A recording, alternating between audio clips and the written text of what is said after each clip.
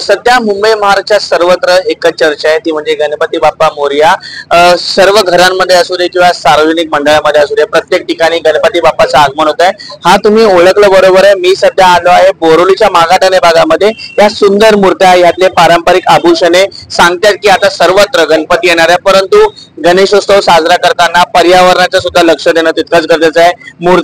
या मूर्त्यामुळे होणारं प्रदूषण हा खरंच दिवसेंदिवस वाढणारा विषय आहे आणि याच विषयावर तोंड आवरण्यासाठी आणि याला उत्तर देण्यासाठी आम्ही पोहोचलोय ते थेट मूर्तिकार वरुण घाणेकर यांच्याकडे। कारण की वरुण घाणेकर हे नाव आता मोठं झाले, उपनगरामध्ये उत्कृष्ट मूर्तिकार म्हणावेत किंवा पर्यावरणपूरक, पर्यावरण स्नेही असे मूर्ती बनवण्यासाठी त्यांचा हातखंडा आहे। वरुण, तुम्ही आता जी मूर्ती बनवतायत त्याच मूर्तीबद्दल मला सांगायचं आहे, ही मूर्ती 100% पर्यावरणपूरक आहे का? हो, ही 100% पर्यावरणपूरक अशी मूर्ती आहे आणि आपल्या पूर्ण शाडूच्या मातीने बनलेल्या मूर्त्या असतात, त्यामुळे ही दणकट पण आहे तेवढीच आणि लोकांना ही मूर्त पूर्णपणे डिझॉल्व्ह होते विसर्जन केल्यावर आणि त्यामुळे जेवढं पर्यावरणपूरक मूर्ती लोक घेतील तेवढं आपल्या पर्यावरणाला सुद्धा मदत होईल। नक्कीच। आम्ही ना नेहमी सोशल मीडियावर ऐकत असतो की डिबेट होते, पर्यावरणासाठी सगळे थंब वगैरे पाठवतात, पण ते ग्राउंडवर येतात का? पर्यावरणाची मूर्ती घेतात का? आणि काही काही काळजी आपल्याला त्यासाठी घ्यावी लागते। ऍक्च्युली कसं आहे, डिबेट होतात, सगळं होतं बरोबर आहे, पण अजून पण लोकांमध्ये ती जागरूकता नाहीये थोडीशी। कारण अजून पण मी अनुभव घेतलाय आता कारखान्यात एवढं वर्ष काम करताना की अजून पण लोक येतात पीओपीच्या मूर्तीसाठी। आणि एक गैरसमज झालाय मातीच्या मूर्त्यांबद्दल की मातीची मूर्ती एकदमच डेलिकेट असते, तर तो एक गैरसमज मला तुमच्या माध्यमातून सांगायला आवडेल की असं नसतं, ते बाप्पाचं स्वरूप आहे आणि ती मातीची मूर्ती पण तेवढीच मजबूत दणकट असते।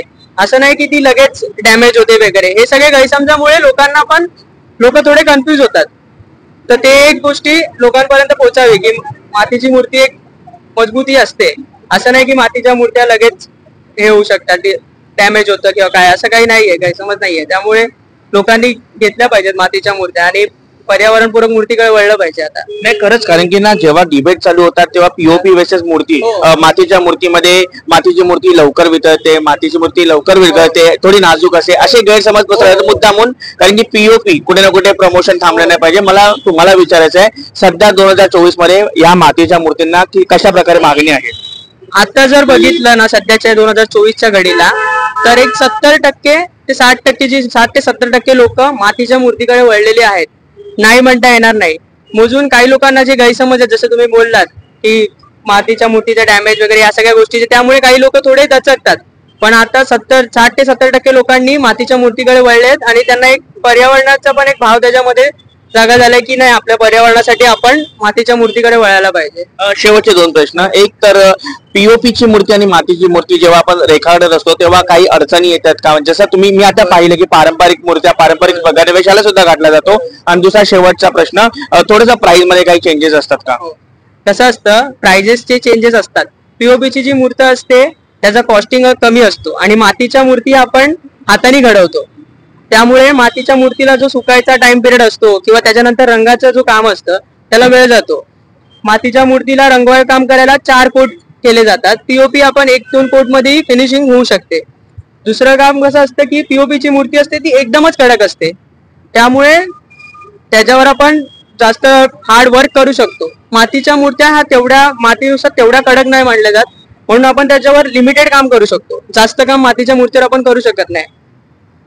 नक्कीच। ज्या पद्धतीने आम्ही ऐकलं, आम्ही तुमच्याकडनं शिकलो की मातीच्या मूर्त्या या खरंच गरजेच्या। तुम्ही जर ही मूर्ती आताही पाहिला तर स्वामी समर्थांच्या रूपातली भव्य मूर्ती आहे आणि एक छान सुबक असं रूप आहे। हे बघा, हा निसर्ग चक्र आहे, निसर्गाचा हा देव आणि देवाचा हा निसर्ग आहे। मातीपासून आपण निर्माण झालो आणि पुन्हा मूर्तीला माती देण्यासाठी आपल्याला पर्यावरणाची मदत करणं गरजेचं आहे। त्यासाठी आपल्या सर्वांनी हातभार लावणं गरजेचं आहे आणि मातीच्या मूर्तीकडे जाणं गरजेचं आहे। मी सुरेंद्र सोटिंगे, MS24 न्यूज साठी।